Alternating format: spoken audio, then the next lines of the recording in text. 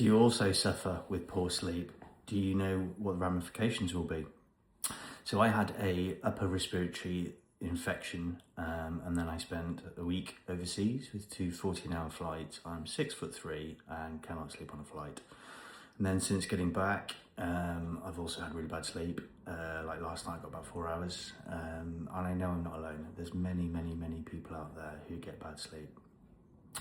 So I'm roughly 4 weeks into not good sleep, and as per the last video, we talked about you get foggy brain, you get lack of clarity of thinking, you get difficulty with problem solving, you get problems with emotions.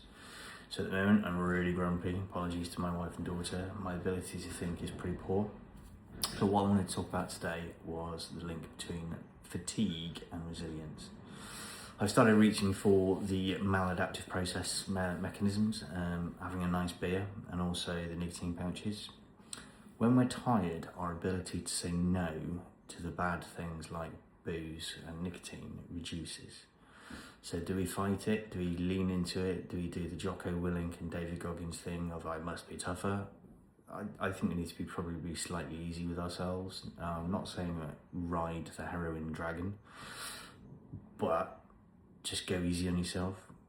If you are going to have alcohol and you're going to have nicotine, you've got to understand that they are going to affect your sleep. So there's a double-edged sword here of do you beat yourself up over it, or do you, not do it?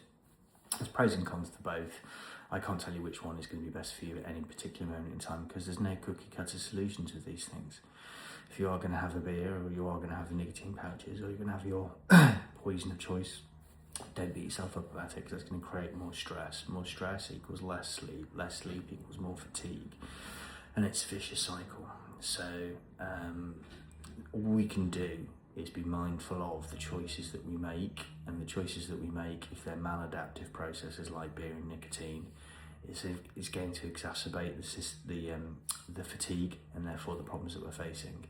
So it's just all about mindful choices. But if we're going to have mindful choices to help our fatigue, obviously no beer, no caffeine late, no nicotine pouches, because all of those things are going to affect our sleep, which then exacerbates the problem.